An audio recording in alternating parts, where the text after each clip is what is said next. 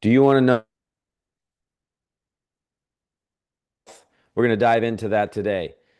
My name is Jason Steves. I'm a nutrition professional at the Nutrition and Health Center. I'm joined by my co-host Steve Steves, who is a clinical nutritionist and naturopath. And we are going to be diving into how wheat and dairy can compromise our health. Steve, this is an important topic. It's something I think you've been educating clients on for over 30 years. You've been implementing into your lifestyle based on some health issues that you've had, some autoimmune conditions that you were diagnosed with many years ago, and have flipped the script on the diagnosis that you had. Most people dealing with severe health problems from that diagnosis, but you now have really turned things around and shown that you can actually help your body to be well, even though you might have some severe health conditions. And wheat and dairy seem to have a role to play here. Most people think that wheat and dairy is something that's healthy. Why don't you help us kind of understand the prevailing mindset around wheat and dairy and what might be a better way to think about it?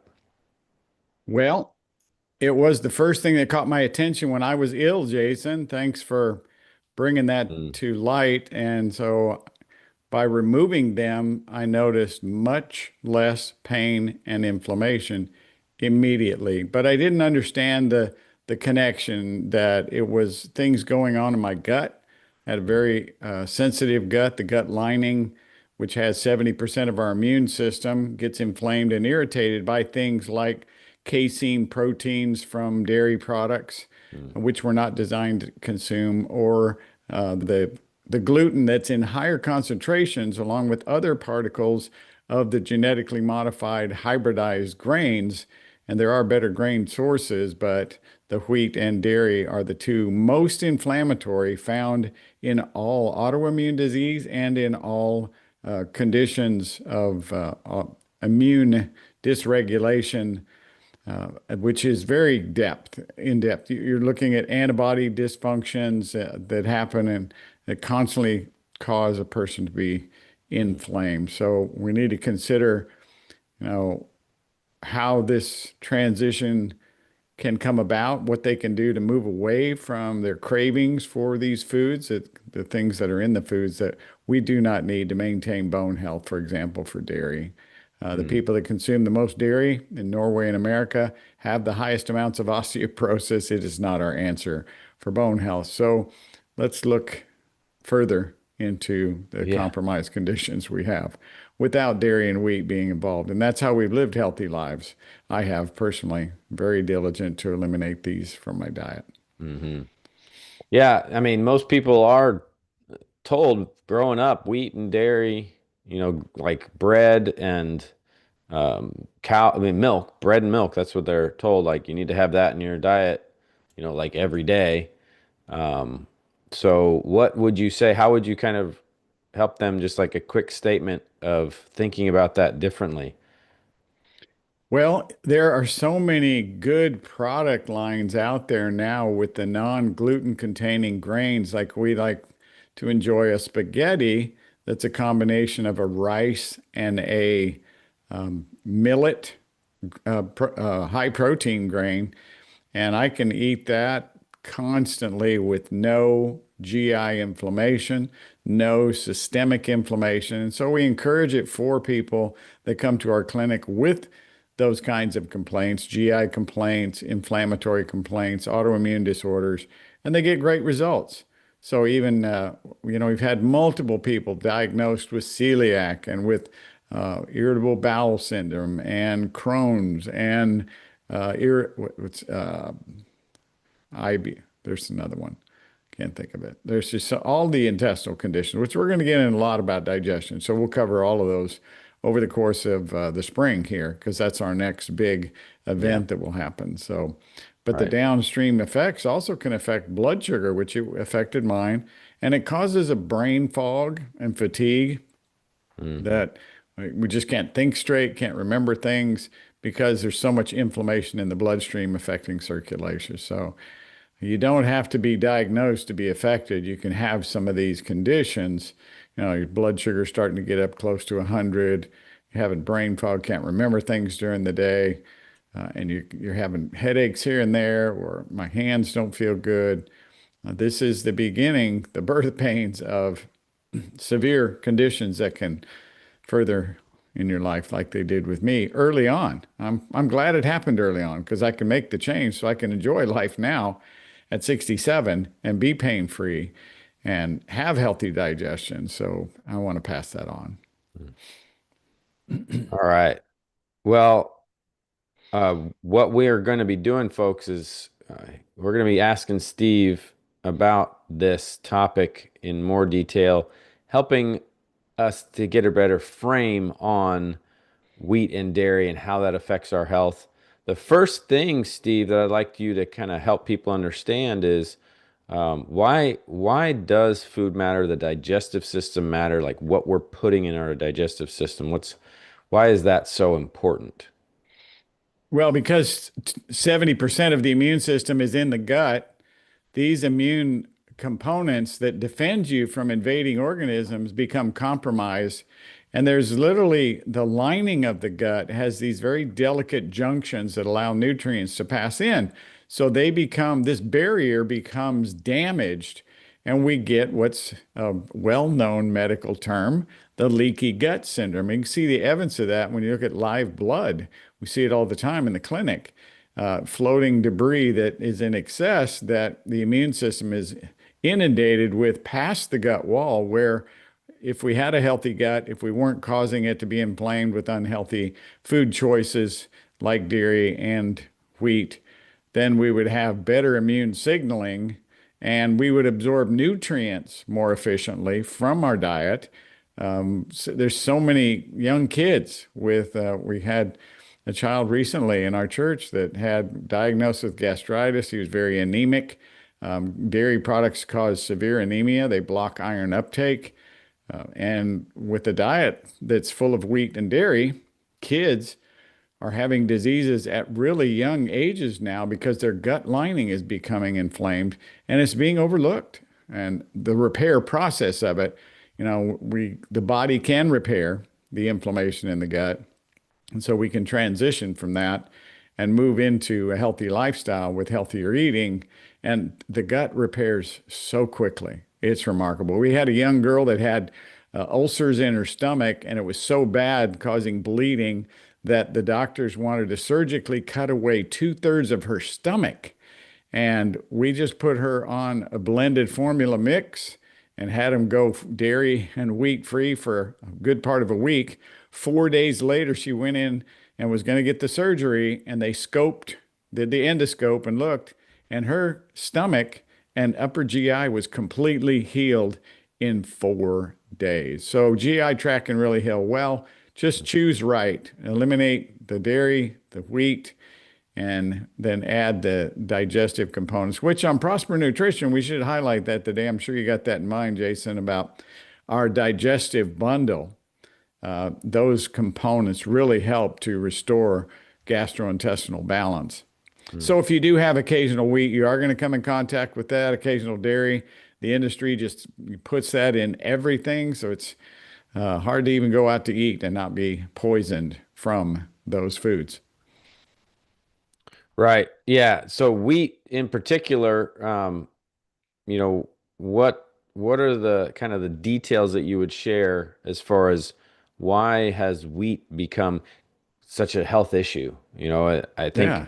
in the history of wheat, that's been something that even in the Bible people have eaten a lot, but why is it in our modern day become such an issue? I went to Israel and had non-hybridized, non-genetically modified, organic, nutrient-rich wheat. That type of wheat that's pure will have about anywhere from 60 to 80 parts per million of gluten molecules. Now, there's anti-nutrients that are just about in everything we eat from the earth, but it has a balancing effect on the nutrients that we take in. So we have to trust God for how he made food. But when man messes with food, the hybridization, the genetic modification causes the grain to have what they've recorded as high as 75,000 parts per million of gluten molecules in standard wheat that's hybridized and genetically modified. So it's a much different food today because man has put his hands on it and changed it from God's original perfect design. Okay.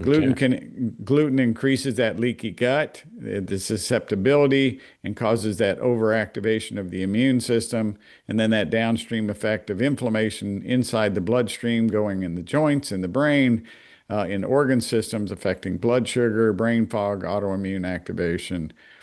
We don't have to be diagnosed to be affected. We're all experiencing that Mm, to some degree because yeah.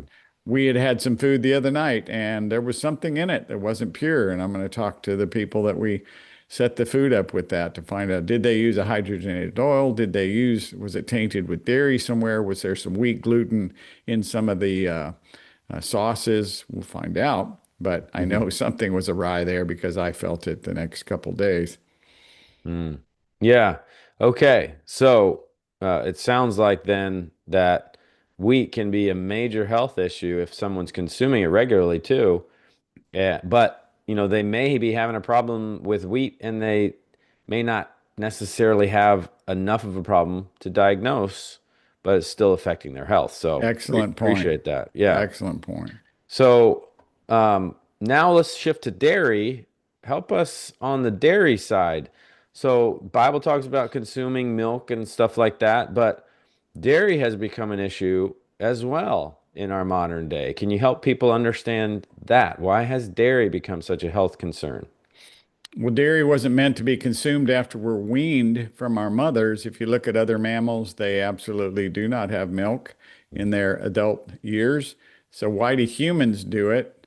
Well, the American Dairy Association has got a powerful lobby that kind of pushes that agenda, making us think we need it. But they fortify it with the type of calcium we can't metabolize that actually makes our bones more brittle. And it's a real deception. But dairy has up to 25 different casein proteins that humans cannot digest. Now, some humans have a mild ability to handle dairy better than others. Some are more sensitive. It just depends on certain strengths and weaknesses genetically. But for the most part, all of us have a degree of sensitivity to dairy products because of the gluten, and it can trigger, I'm sorry, because of the casein proteins, and not just the lactose sugar. People go, I can buy lactose-free milk and I'll be okay. And that's really not the answer. It's the casein proteins that cause autoimmunity, disrupting the RNA signaling in your genetic uh, activation in every cell in the body. So we don't want to disturb our cells with a casein protein that causes genetic disruption and epigenetic diseases like autoimmune conditions of arthritis and diabetes too is heavily linked to type 1 diabetes to allergy sensitivities to dairy products. And we've seen that in the past. Actually had type 1s that got real strict and were able to get Mm, around that and see their blood sugars restored. And many of the type 1s years later functioning very well. So dairy increases mucus production and causes sensitivity. So you're going to be more sensitive, like at this time of year when you see pollen coming in from cedar. So the cedar fever's high, but it doesn't have to be you. Just stay away from the wheat and gluten, or the wheat gluten and the dairy casein that's causing the mucus congestion, leading to sinus issues, ear infections, lingering colds. And I used to be chronic with that this time of year. And I just thank God for this wisdom to not have to suffer through these months like I did year after year until I just walked in a new level of restriction, staying away from inflammatory foods like dairy products. They confuse autoimmune antibodies, and autoimmune conditions go awry. And that's why we see so many of those today, because dairy's in just about everything, and people love their cheese, and it's an unfortunate situation. yeah. Yeah. Well, thanks for that. That's helpful. So, folks, dairy. what Steve just to kind of summarize, the casein is kind of sounds like the major challenge, but he mentioned, there are certain stages of life, early stage of life that, maybe we can have a bit of dairy to help get some nutrients, but ideally, probably raw sources would be better. If you got it straight from the cow, and it's a healthy cow, that might be okay for the kids to have as they're growing. But as adults, probably not something that we need to have. And it sounds like it's a big impact on our immune system and can lead to some health issues as a result. So, now, what have you learned both clinically and with yourself are the benefits? Like people, when they start avoiding these things, and you've kind of gone through it a little bit already, what would you say? How would you kind of explain the benefits in summary that people will notice when they take wheat and dairy out of their daily Great. habits of lifestyle? Great question, Jason. Thank you for that. Just immunity is stronger, so they have less colds. They have faster recovery from illnesses.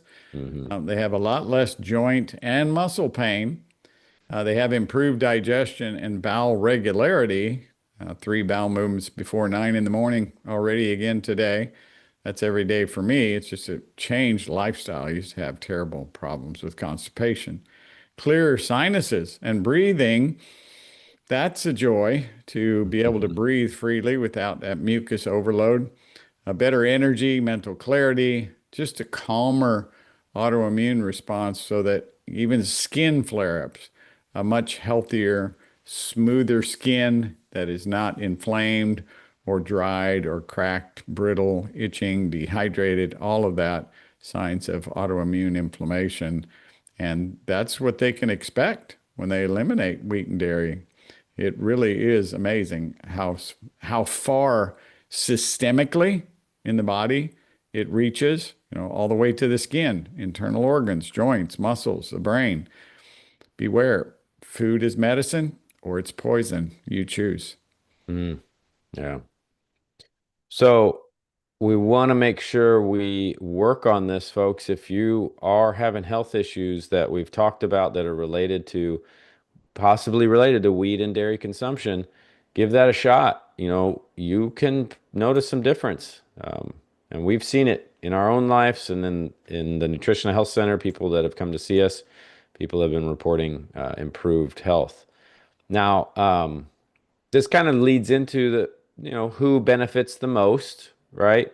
There are certain types of health issues that you already talked about, people with digestive issues, blood sugar problems, chronic fatigue, brain fog, skin conditions, autoimmune conditions, right? What you've were diagnosed with a while back, congestion you talked about, breathing freely, right? So there's a lot of people that can benefit. If your body is under stress, removing these things that can be immune triggers, wheat and dairy, gives your body the breathing room to heal, gives your body the ability to not be as burdened so it can focus on repair.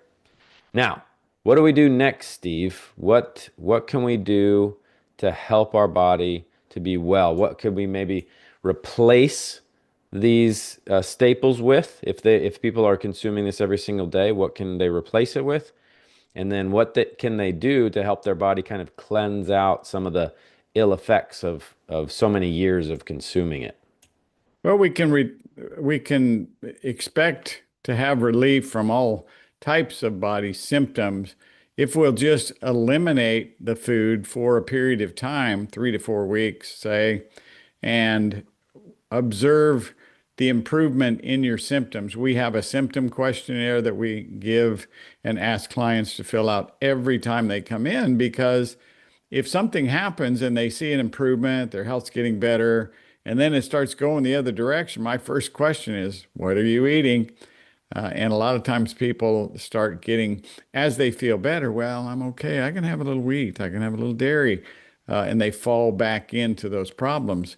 But you can see a drastic difference if you do a food reintroduction response by eliminating that food, the dairy, the wheat, for a 3 to 4 week period. And I would do both because they are the most inflammatory.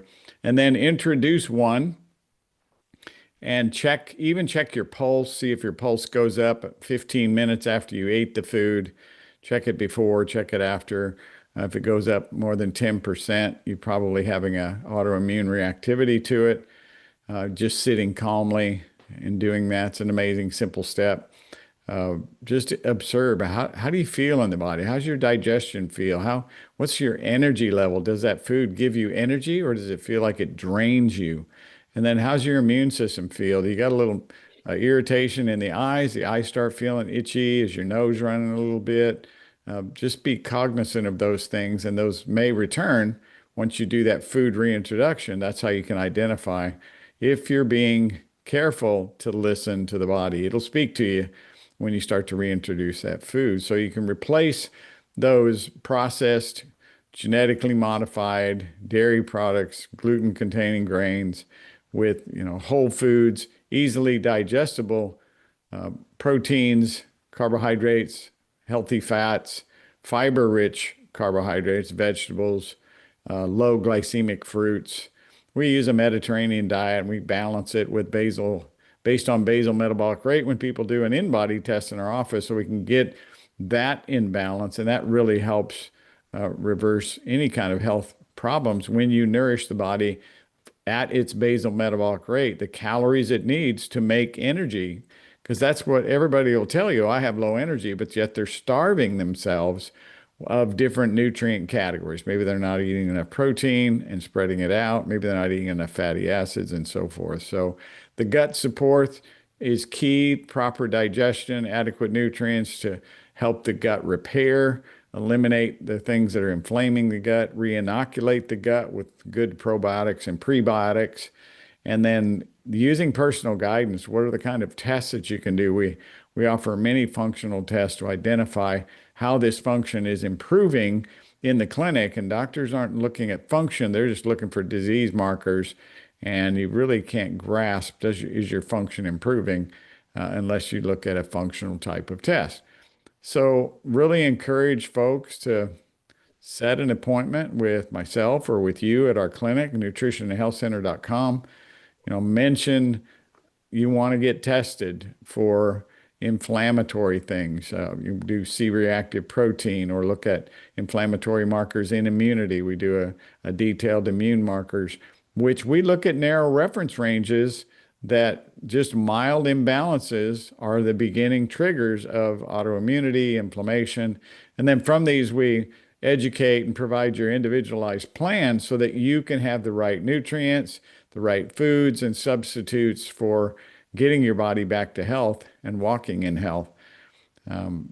It's really the answer, the key, walking in this direction, finding out what the enemy is that's trying to steal, kill, and destroy from your health, and then building it up with the great, amazing things God made that we provide at Prosper Nutrition, higher levels of purity and supplements than anything else in the market. I'm convinced. I personally won't take anything else. Very few products enter in that aren't through that product line that we develop. 90% of my supplement intake comes from prospernutrition.com. And I just can't tell you the greatness of how I felt all these many years. And thank you, Jason, especially for your ability to engage people in better functional movement. That's a special gift you have, along with your clinical work that you do in nutrition. Just a real key component. People got to move. Mm-hmm. Thanks, Steve. Yeah. Now, you mentioned some things that they can do to get their digestive system, their immune system, their detox pathways opened up if they've been burdened by excessive wheat and dairy. You mentioned Prosper Nutrition. And I'll say this, folks, we do have a digestion bundle on prospernutrition.com that can help you with that. We also encourage you to check your bowel transit time, which you can do very easily. You get charcoal capsules and you take the amount of charcoal capsules based on your weight. Usually it's around 6. If you weigh a lot more, maybe 8 capsules. You can get activated charcoal capsules anywhere locally. And that will help you know when you swallow all those capsules, You check what time it was, and then when all of that charcoal, it'll be kind of uh, clumpy, black, kind of powdery material, and all of that comes out, not just like when your stools are black, but when all of it comes out, then you will know what your transit time is. You'll track what time, how long that took. Healthy bowel transit time is 12 to 18 hours. So you want to make sure that maybe you're going to the bathroom every day, maybe you're regular, but your digestion can become compromised if it slows down, meaning like when you consume it, if it's longer than 18 hours, that can create some issues, incomplete digestion and some proliferation of bad bacteria because of the putrefaction in the gut. So you want to check that, and that will really help you. But the bowel transit time can also, if you know how many hours, it can help guide your supplementation as well. So you want to get glutamine, you want to get probiotics, you want to get fiber, you want to get a glutamine probiotics, you want to have a fiber. Oh, and you want to get some other support like herbals that can help with clearing things out. We've got one called Digest Max that's really wonderful product, and they can help kind of with the digestive process. So yeah, you want to check those out. And we have a coupon. Thanks for watching till the end, because when you watch till the end, you get these benefits. The coupon, you can get 10% off your next order at prospernutrition.com if you use the code 12326show. 12326show. That's the date we did this video. If you are watching this video after the fact, this coupon's still going to be good for your next order at prospernutrition.com. So take advantage, get your supplements ordered. And just so you know, we're a supplement company at prospernutrition.com that's committed to the quality of these supplements, but also having quality service. So you can, if you ever need help, you can actually talk to a person and get some help. You can give us a call. We'd love to help you out. We also, we can respond to you via email if you don't want to call. But yeah, we are committed to serving you with quality supplements and quality service at prospernutrition.com to help you get health results. Steve, what would you tell the folks as like a closing comment on this topic of wheat and dairy and how it can impact their health? Well, the moment you asked that question, Jason, kind of unexpected, but the first thing that comes to mind is providing healthy alternatives, but also filling in the gaps where people lack. You'll be amazed that if you have a carbohydrate craving and you want some bread, how if you had some legumes, maybe you had some hummus dip with some grain-free crackers, or some cucumbers, some celery. The hummus is a chickpea that's high in fiber. It does have some starch in it. So you feel that carbohydrate satisfaction and you're craving for that little bit of carb to fuel that glycolysis, that energy that the body wants middle of the afternoon, or that's the key. Keep healthy snacks available so you're not tempted to just grab a piece of bread or grab something quick that is not going to, maybe it's you're munching on some cheese sticks or something. And the important things to fill in the gaps for the dairy would be using avocados, using healthy fats. We make a coconut yogurt. When I have a craving for something rich and heavy, I get this coconut milk, mix it with chia seeds, add a little vanilla, some salt, and use a natural sweetener. I like to use stevia just a little bit, and then I'll add some fruit, the low glycemic fruit like some blueberries or some blackberries, and takes care of major cravings. And with that extra fat fuel from the coconut milk, I have noticed my body fat has dropped another 3 or 4 pounds over the course of this has been my nighttime snack for now probably 3 to 4 months since we've been into the coconut milk yogurt, and it's wonderful. So we've got to look for the alternatives to fill in the gaps, and then we're not going to be tempted on the things that have pulled us down from the past, and that's biblical wisdom too. just Mm. looking towards the future, asking the Lord to walk with you in your journey. He is your shepherd. And so the shepherd leads the flock out, and he will lead you and guide you if you just trust him. Trust him for that leading and guiding. He wants to do it. He is our shepherd. We shall not want. We're going to lie down in green pastures and be led to still waters. He just will restore your soul. And he does use a rod and a staff to correct and comfort us, but he prepares a table before us in the presence of darkness, enemies, and he anoints us with oil. And our cups just overflowed with goodness so that we know that his goodness and mercy will follow us all the days of our life and that we can dwell in his house forever. Thank you all so much for watching. Yes, folks, thanks for watching. Check us out here. We've got a lot of videos on the live. We've been doing videos for years now. So there's a lot of information on health topics if you want to find out more. But if you want to stay up to date and updated when we post videos, you can subscribe and hit the icon for notifications.